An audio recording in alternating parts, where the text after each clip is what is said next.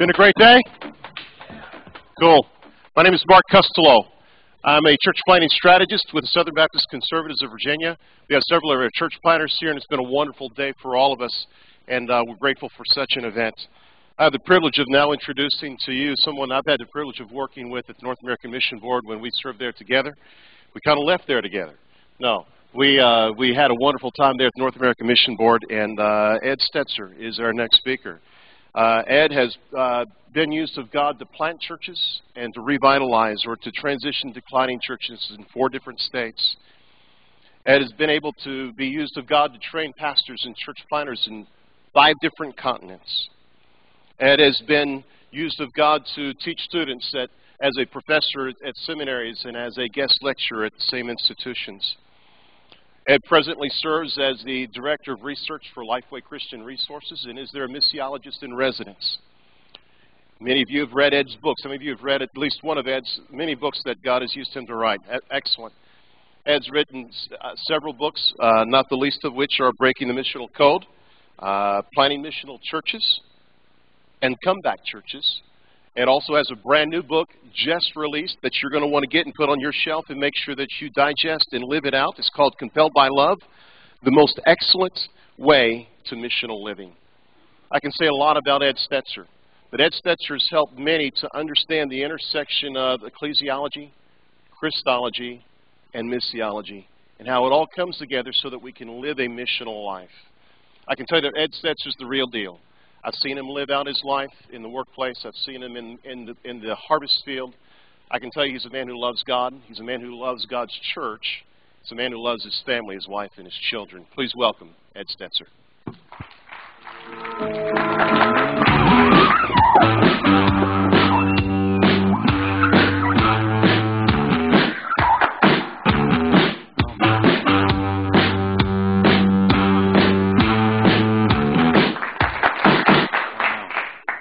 Those are some amazing glasses that I had on there. Those are really good. Well, good afternoon.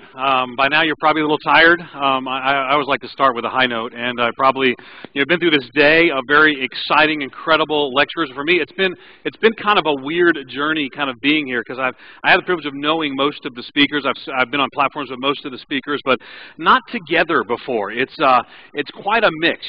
It's kind of like your wedding. You had all your college friends, and that was one group, and your parents' friends, and that was one group, and maybe your church friends, and they're all kind of together, and you're sort of hoping they're going to get along. And some of them kind of stand out more than others, and it's been fun to watch. It's fun to watch Mark Dever. Mark and I have been friends for a while. We've co-taught together at Reformed Seminary, and Mark speak on the same platform with Perry. Mark describes his church when we taught at Reformed together. He described his church as a blended church. It blends the best of the 16th and the 17th centuries, and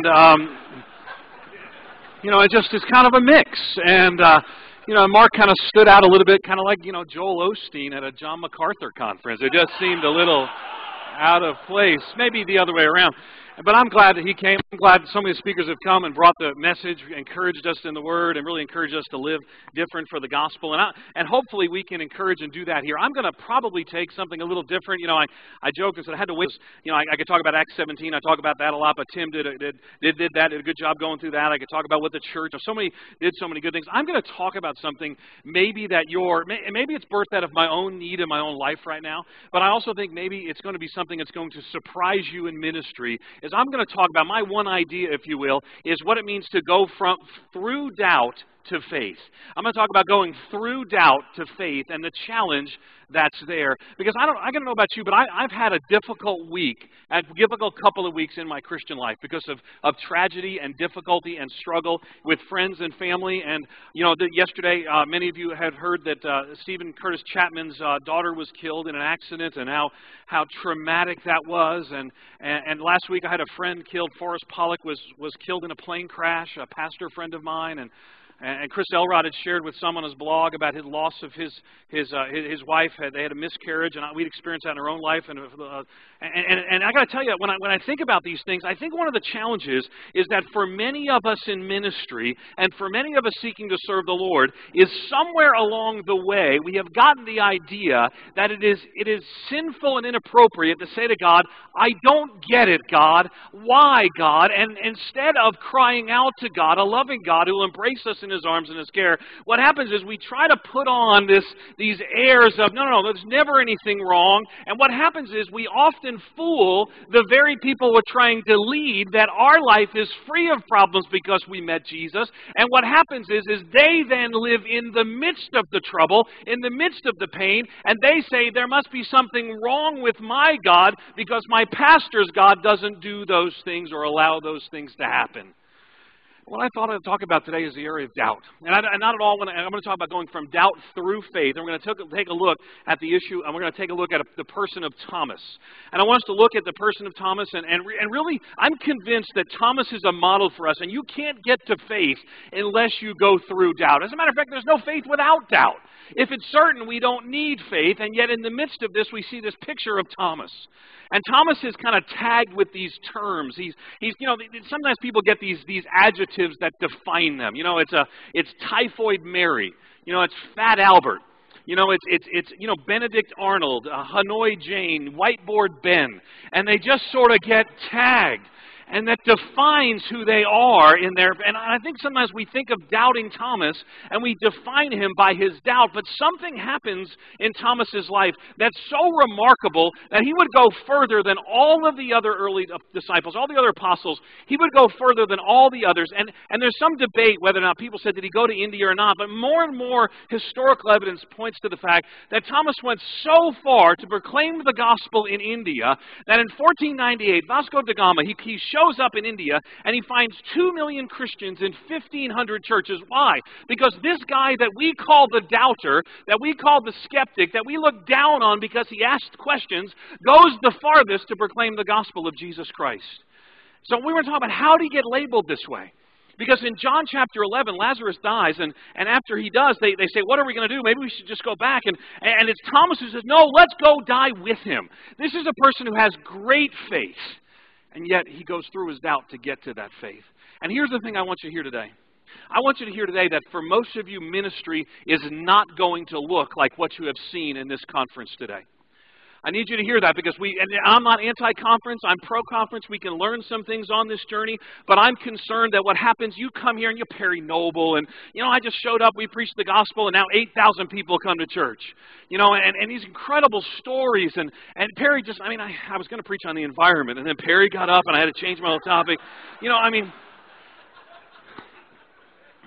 But I got to tell you, in one way, we do a disservice for you because ministry is going to be hard, it's going to be a challenge, it's going to be hurtful, people are going to hurt you, and you're going to hurt people, and we tell these stories in 30 minutes about how it all goes so great if you just learn this one thing. It's ministry pornography. It's an unrealistic depiction of an experience you're never going to have. And I need you to hear that. It'll sink in just a moment. Because the reality is most of you are going to struggle, most of you are going to doubt, and all of you are going to hurt. And I want us to look at what the Bible says about that by looking through the life of Thomas. In John chapter 14, we start with this picture, and we find this picture of Thomas, and he's willing to believe. And we find this fascinating interchange between him and Jesus that really opens up so much more of who Jesus is. Thomas' questions produces really some clarity about who Jesus is. In John chapter 14, we begin to get this picture, and what happens here is that Thomas asks a question, and Jesus is speaking in John chapter 14, beginning of verse 1. It says, "Don't let your hearts be troubled. Trust in God. Trust also in me," Jesus is speaking. He says, "In my Father's house there are many rooms. If it were not so, I would have told you. I'm going there to prepare a place for you. And if I go and prepare a place for you, I will come back and take you to be with me, that you also may be where I am." You know the place where I am going. And then there's this fascinating moment. Jesus, God the Son, became Jesus the Christ, lived this sinless life. He's been followed around by his disciples. Jesus says, you know the place where I am going. And I just have this picture of Thomas sort of raising his hand like that video we just saw a few minutes ago. And he says, Lord, we don't know where you're going.